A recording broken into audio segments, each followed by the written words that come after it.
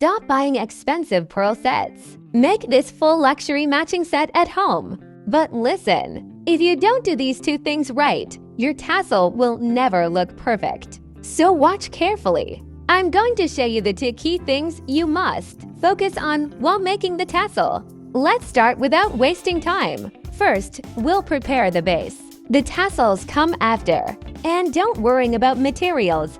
I'll show you everything as we go. For this base, I'm using white enamel thread size D. It's strong and perfect for pearls. You can find it online for very cheap.